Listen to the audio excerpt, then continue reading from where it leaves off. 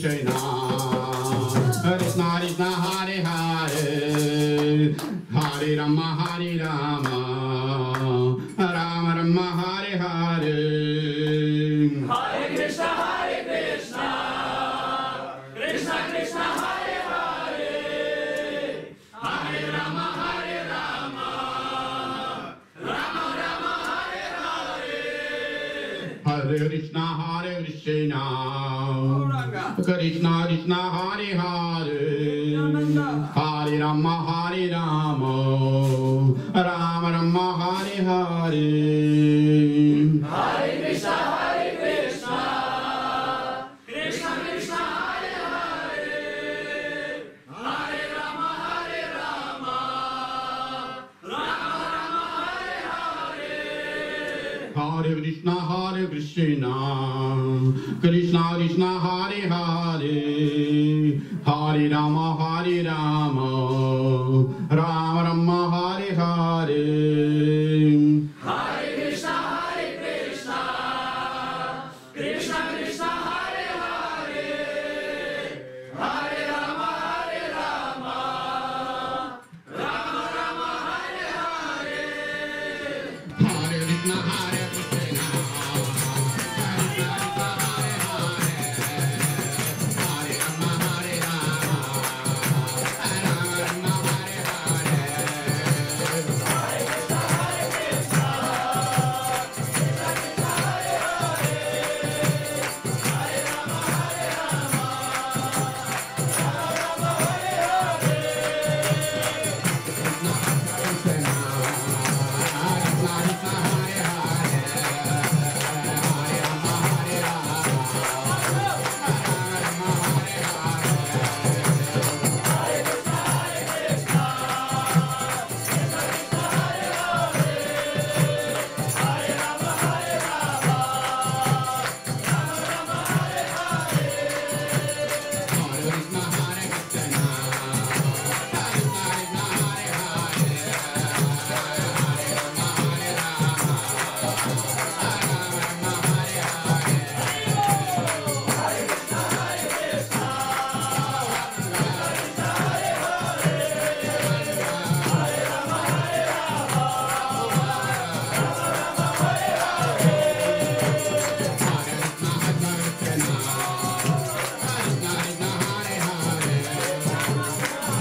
Hare.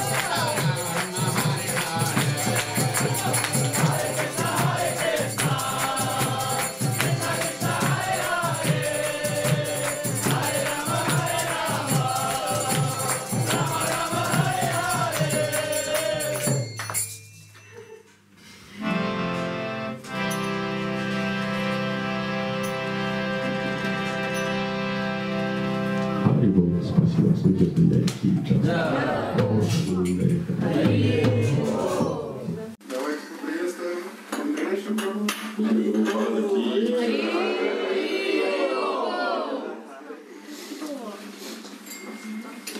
Кришна, добрый день. Скоро собрались сегодня.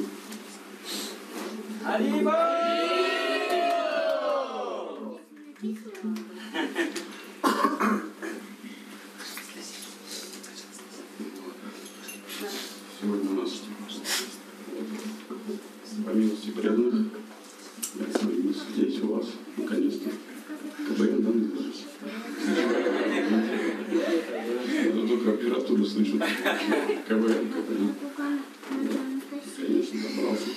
Это первый раз здесь. Вот, очень приятно, что преданные пришли посмотреть на меня. Может себя показать, конечно, тоже. Это тоже немаловажно. Вот. Сегодня наша тема, она такая очень животрепещущая тема, да, то есть очень многих волнует. Вот, называется она «Экономика греха с каштом». Это семинар, этот семинар был рассчитан на 2 дня, но так как у нас очень мало времени, то есть я как-то попытался сузить, сократить, там, может, какие-то моменты будут непонятны, потому что я первый раз это делаю, чтобы именно вот на 1,5 часа всего. Вот, поэтому, если по ходу движения будут какие-то вопросы, то есть в конце какого-то блока, когда мы будем заканчивать, можно обсуждать какие-то вопросы. Если кого-то что-то волнует или кому-то что-то непонятно. Ну, вот. Ничего особенно нового я вам не скажу. Вот. И не думайте, что в конце семинара вы выйдете все отсюда богатыми, счастливыми. Но счастливыми вы отсюда выйдете, это точно. Вот, то есть моя задача сделать вас счастливыми, а не богатыми. То есть я сразу открою тайну семинара. Вот, если кто-то хочет стать богатым, то, в принципе, тут время не тратить. Вот, потому что мы будем говорить больше о счастье, чем о деньгах. Вот. Поэтому, как бы, если кто не приехал, можете сообщить, что Леша, правда, деньги не раздает. Вот. Дает только счастье, о котором мы постоянно слышим. Спой Харе Кришна, будешь счастлив. Повторяй Харе Кришна, будешь счастлив. Да? То есть пытаемся повторить уже несколько лет. Да, многие уже много лет повторяют, но как-то не очень счастливые все. Куда не придешь, на какую-нибудь программу, да, вначале, то есть в лицах преданных счастья не очень много. Вот. И одна из проблем, почему как бы преданные несчастливые, да, не очень счастливы, скажем так, то есть это как раз то, что не хватает экономики в их жизни, да, то есть не хватает лакшми, чтобы быть маленьким счастливым. Так ведь? Так же. Нет. Отчасти. Счастье. Отчасти. Ну да, я и сказал, что одна из причин. Да, то есть вот кому-то хватает. Но они тоже не всегда счастливы, значит, им что-то другого не хватает. Да? И вот нам сегодня надо постараться быть вот в конце лекции маленько счастливыми и понять, что это не самое главное. Но самое главное, то есть, да, ну, пословица, да, то есть не в деньгах счастье, да. Вот, я бы лучше сказал, не в деньгах счастье, а в их количестве. Вот, и когда их побольше, то счастье тоже есть, на самом деле. Вот, и Кришна, в Бхагаватам, он тоже об этом говорит, что одно из беспокойств, которое мешает преданным, то есть быть счастливым или практиковать сознание Кришны, это является его финансовая сторона. И когда она у нас очень сильно страдает, то страдает и наша духовная жизнь. Кто-то замечал. Вот, и это в основном касается, конечно, грехаского. То есть мы говорим о грехаском. То есть сегодня о грехаском ашраме будем разговаривать. Не о том, как бы вначале должны зарабатывать. Вот, а именно о грехаском ашраме. Здесь все грехаские. Как вы выключили? Ничего себе. Поэтому вам надо туда в шафране, там и говорят про распространение книг в большей степени. Потому что сегодня такая будет очень для грехаска такая важная тема. Как же заработать все-таки, да? Что же для этого надо? И почему у нас это не получается? Есть такие вопросы. То есть мы стараемся, мы много чего делаем, да? Вот, но Кришна как-то вот их дает не столько, сколько мы хотим. То есть наши желания, их намного больше, чем наши возможности. Вот. И вначале как бы я хотел поделиться как бы одним из очень известных афоризмов Ачарьи Бхактивиданта Свами, где он говорит, если грехаска не испытывает счастья, значит он негодяй. Поэтому грехаска должен постоянно испытывать счастье. Вот. И вначале немного общей информации вот, о том, что такое экономика, да, и что такое вообще, то есть, о чем мы сегодня будем разговаривать. В наше время очень много людей, у которых сложилось впечатление, что или неверное понимание о пожертвованиях. Они думают, что это означает отдать и ничего взамен не получить. Да, то есть, если преданно еще как-то понимает эту вещь, вот, то если мы сейчас выйдем на улицу, спросим, что значит пожертвовать, да, то люди, они как бы говорят, нам это не интересно, или нам это не важно, мы столько дел, нам столько надо делать, нам на работу надо идти, какие пожертвования вообще.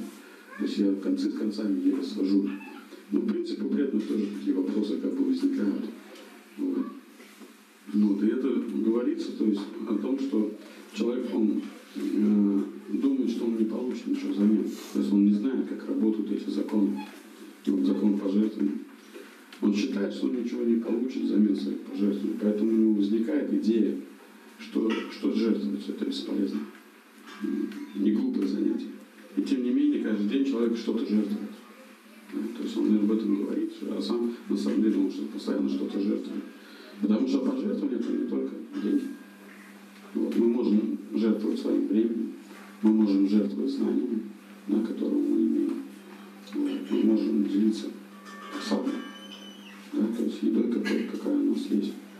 И это все является пожертвованием. Но люди как бы не понимают этого. И они делают это неосознанно.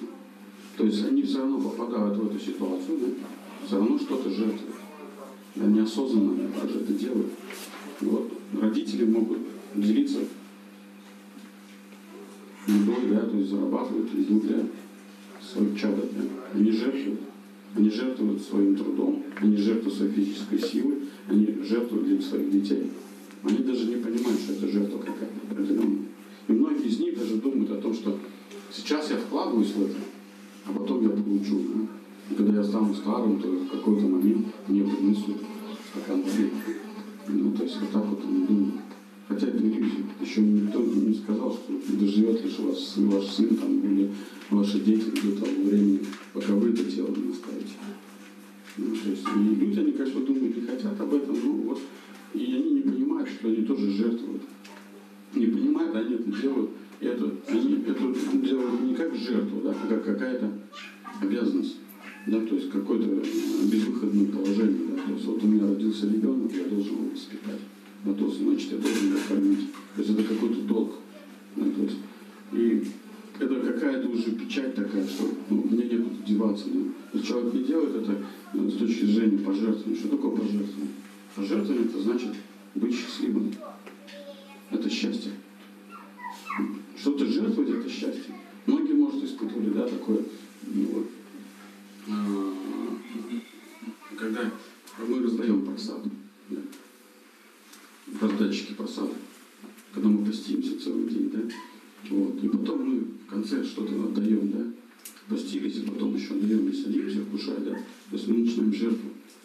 Вот, и потом в конце, когда мы садимся вкушать, или даже нам не хватило, то есть неважно, да, то есть мы делимся каким-то нектаром, какой-то нектар приходит от этого. Вот это есть, что вот эта жертвенность, она дает счастье. И поэтому пожертвование, то есть это можно сказать, что это счастье. Быть счастливым.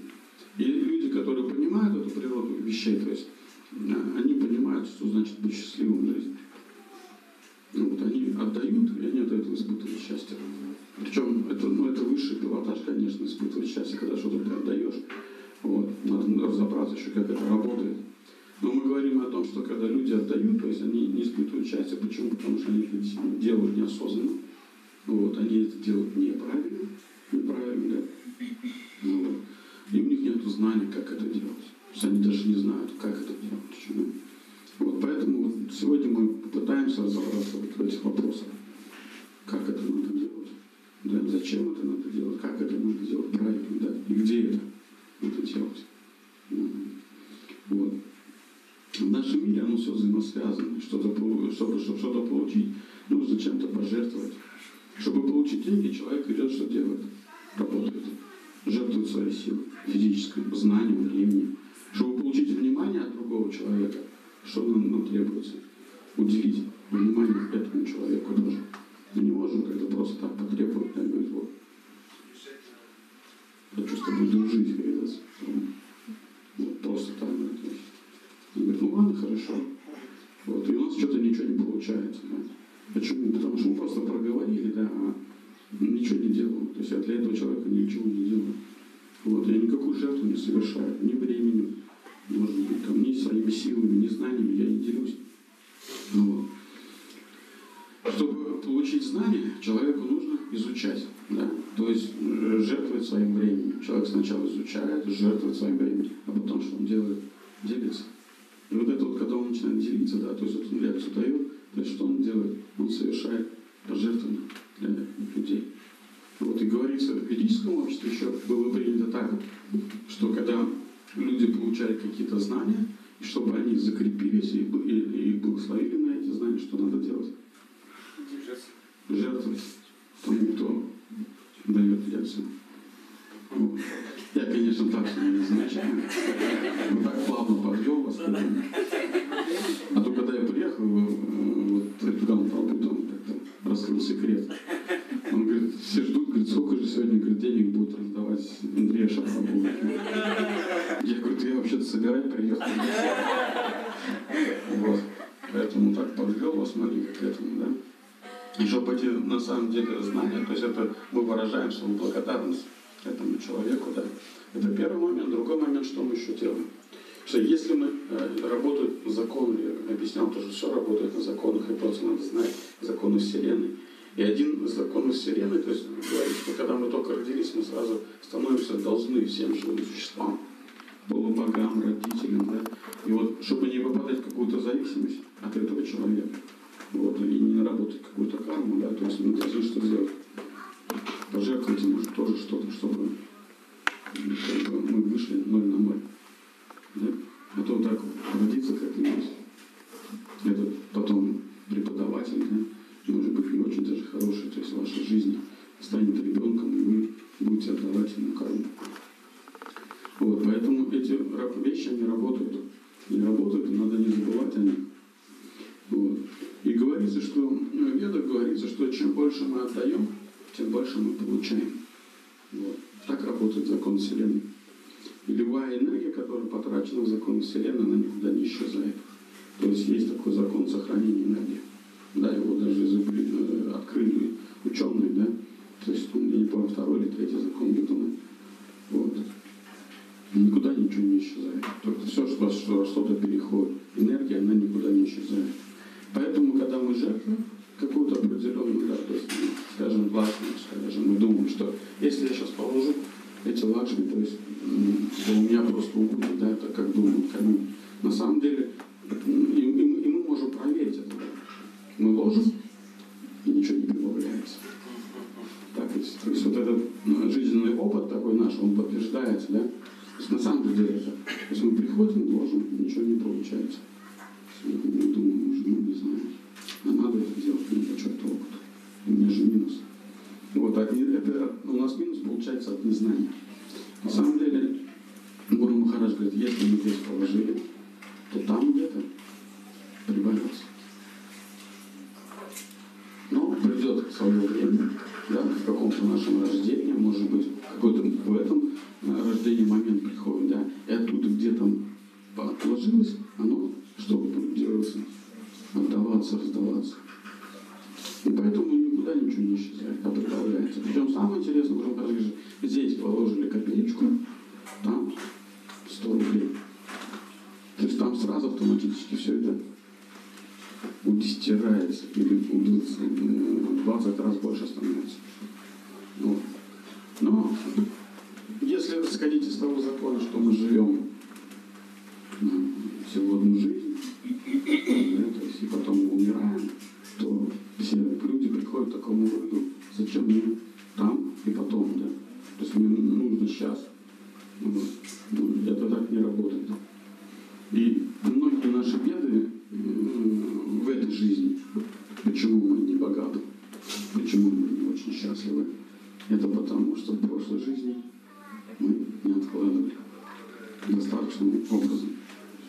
То есть мы отложили какое-то время, наша жизнь долгая, да, желаний очень много, но в нашем банке не хватает добрых дел или добрых пожертвований, которые мы делали. Вот.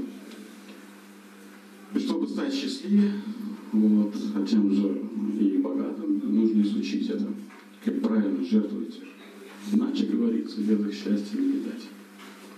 Вот. Следует разобраться, как работают законы пожертвования, использовать эти ценные знания в своей жизни. Вот. Правильное пожертвование означает еще и разумное пожертвование. То есть не надо сейчас брать свои деньги, сбережения, знания и сразу положить.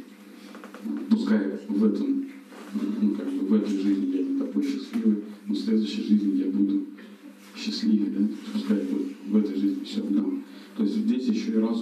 это все-таки золотая середина. Вот. И очень радует, что многие преданные пришли сейчас получить эти знания. Да? Они сидят где-то, сегодня суббота, да, возле телевизора, вот. Не знаю, там в клубах каких-то, да, там еще что-то там, да, то есть, вот, даже такая печальная новость, что Индриша Прабху сегодня деньги не раздает, и все равно не уходите, ждете, думаете, что, может, я обманываю вас. Ну ладно, хорошо.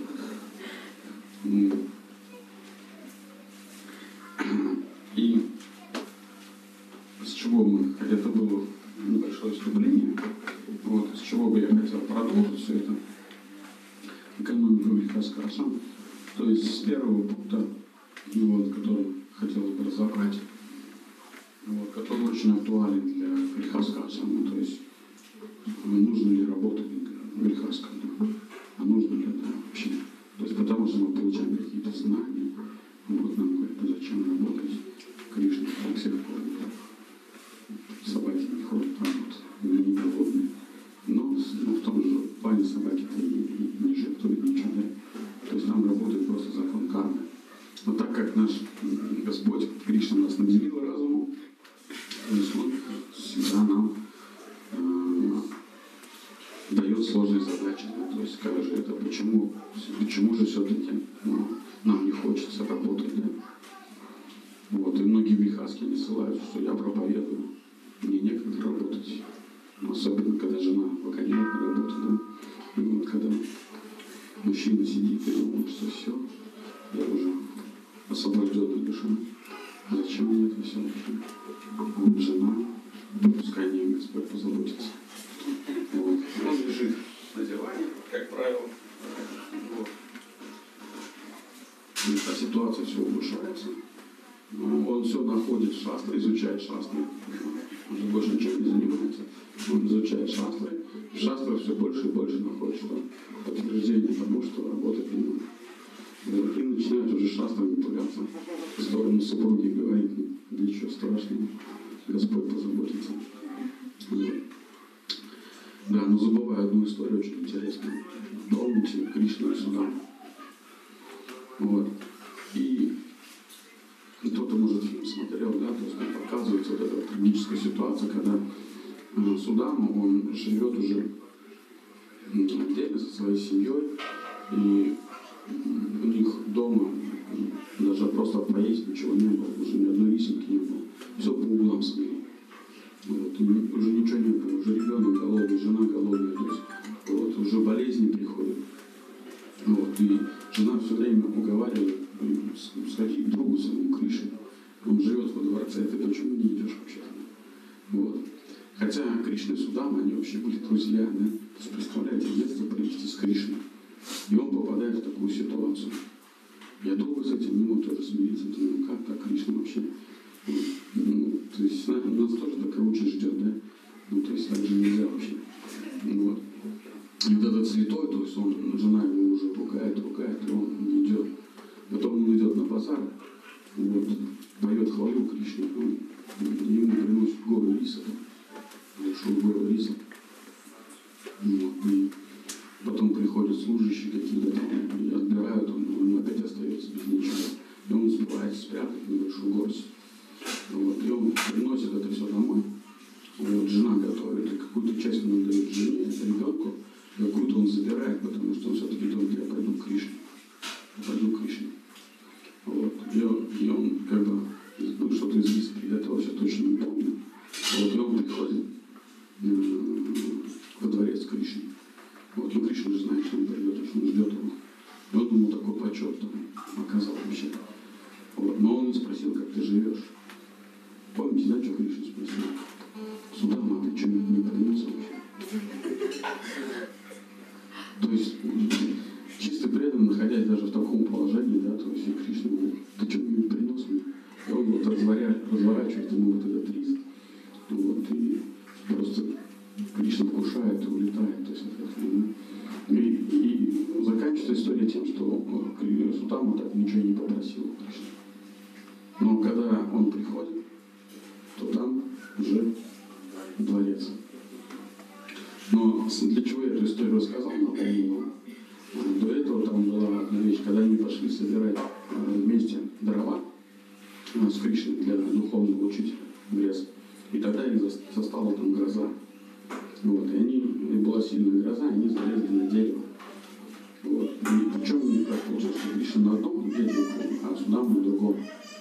Вот. И какое-то время, то есть Судама очень долго ждал, что там либо Кришна перелезет, либо гроза закончится. Но его терпение как бы лопнуло, он не дождался. А еда была вся у Судамы. Судама съел все. Судама все съел, и когда Кришна сказал, ну они встретились, он говорит, ну извини, Кришна, ничего нету. И при этом Кришна вообще не обиделся. Сказал, да нет, все нормально. Все нормально. Но при этом за всем этим кто следит? Йогамайя. И он говорит, нет, я не обиделся. Все нормально. Потому что он знал, что есть законы, и тебя накажет закон природы. То есть Йогамайя вот таким образом наказывает Судаму. То есть это вот как проклятие Йогамайя за то, что она, он не оставил ничего Кришны. Вот даже с такими, как бы скажем, вот возвышенными преданными, то есть вот такие случаи происходят, да, то есть и всего какой-то небольшая осторожность, оплошность, да, то есть она вот Судама просто живет там, в своей семье в ужасном положении оказывается. Но надо быть очень осторожным. Ну вот, и поэтому как бы надо не забывать эту историю. Вот. Ну и в принципе жены они могут апеллировать этой историей. И говорит, а помнишь, что Судама был вообще? Ты что ждешь там? Вот. Да. Вот, и поэтому грехаска, то есть это его обязанности на самом деле. И в Писании очень много описывается об этом, что у грехаска Ашны есть обязанность, что делать? Содержать свою семью. Да, то есть у каждого ашрама есть 4 упадаши, у каждого ашрама есть предназначение. Есть предназначение. С этого начинается Бхагавад-гита. Когда Арджуна отказывается сражаться. Да, он говорит, не, Кришна, ты что, там, все мои родственники, мой духовный учитель, там, я не буду. Вот этот диалог, да, то есть с этого начинается Бхагавад-гита. Я не буду драться, ничего. Кришна, не проси меня. Зачем мне это царство? Зачем мне это вообще все богатство? Мне этого ничего не нужно. Вот там дерево есть. Все. Он отпускает его, бросает все свое оружие. Говорит, я сейчас вот там сяду и буду. И Кришна что говорит? Ты кто? Кшатри. Ты не должен действовать так, как действует Брахман. То есть ты не должен садиться туда и молиться. То есть это не твоя дхарма. То есть здесь предназначение дхармы, ты кшатри. То есть твоя природа кшатри. Если ты ее нарушишь, то ты будешь несчастен. Счастье твое покинет, удача тебя покинет, сила тебя покинет. Кришна перечисляет все достояния кшатри, которые будут у них. Богатство, сила, богатство, процветание, все это покинет. Ну. И как бы Бхагавад-гита начинается с этого. Начинается с того, что есть предназначение каждому варне, каждому ашраме. И Бхагавад-гита, она аж целых 2 главы Бхагавад-гите, она посвящена карме-йоге. Кришна рассказывает карме-йогу. Целых 2 главы. Зачем? То есть мы вроде как бы хотим отказаться от этого всего, да? То есть быть уже вот все, ощутить то есть, свою душу, да, зачем мы это делаем. Но Кришна объясняет целых 2 главы карме-йоги. Один из них, 3.8. Нитянам пура карматвам карма джати кармана шарира ятрачате на прасадая на прасидья кармана. Кто знает перевод этого стиха? 3.8. Выполняя свои обязанности всегда, что не сможешь себя прокормить, да? Ну да, в принципе. Примерно. Да. И он говорит здесь честно исполнять свой долг. Ибо такой образ действия лучше, чем бездействие. И работая человек не может удовлетворить даже самые насущные потребности своего тела. Ну вот и комментарий. Многие шарлатаны, выдающиеся за потомков благородных семейств, а также искусственные профессиональные чтецы священных писаний, лживо заявляют, что пожертвовали всем ради духовной жизни. Господь Кришна не хотел, чтобы Арджуна становился одним из таких притворщиков. Никому не следует оставлять работу преждевременно, не очистившись от материальных желаний. В материальном мире каждый осквернен желанием господствовать над материальной природой. Или, иначе говоря, наслаждаться жизнью посредством своих чувств. Поэтому человек должен избавиться от этого желания, выполняя предписания шастрами обязанностей. Тот, кто не сделал это, не должен оставлять работу и пытаться стать йогом, иначе он будет просто обманывать людей, живя за чужой счет. Вот такой комментарий Шилупады к этому стиху, где непосредственно он объясняет, что есть долг, есть обязанность, что мы должны это делать. Потом Шилупада объясняет еще о чем, что у нас есть природа, да? То есть есть чувства, есть желание. Вот. И если мы не побороли это желание, то значит мы не должны становиться отшельниками. Вот. Или, как он говорит, йогами шарлатанами. Йогами шарлатанами. Вот. На самом деле в ИСККОН их не так много. Ну, в Уфе вот вообще нету. С вас это не касается, потому что все работают. Все работают нормально. Все работают правильно. Что-то как-то это тихо очень. Не уверенно. То есть кто-то считает, что он еще не работает, походу. Если не хватит, Да. работает. Я тут когда я так сказал, вот, что-то. Ну правильно, Уфу это точно не касается. Вот в Стерлитамаке есть такие йоги шарлатаны. У вас нет. Вот. Вот они говорят, что они браманы уже, то есть все, им ничего не надо. Вот. Значит, не надо. Даже просад уже не надо. То есть энергия солнца уже питает их. Вот, и тому подобное. Да? То есть, вот только 7 по лавочкам. Вот, это не мое. То есть отказываться от этого. И Шилупада здесь говорит, преждевременно, не очистившись от материального желания, мы не должны оставлять работу. Чтобы очистить тогда вопрос, да? То есть, ну что же делать, да? Как же очистить свои желания? Шилупада тут тоже в этом же стихе дает ответ. Исполняй свой долг. Непосредственно только так ты сможешь очистить. Причем здесь нигде не написано, что повторяй Хари Кришна только. В этом стихе Шилупада не указывает даже на Махамантру. Он не говорит, что если ты будешь читать Махамантру, то все твои желания сбудутся. Кто-нибудь слышал, нет, когда Шилупада говорил об этом?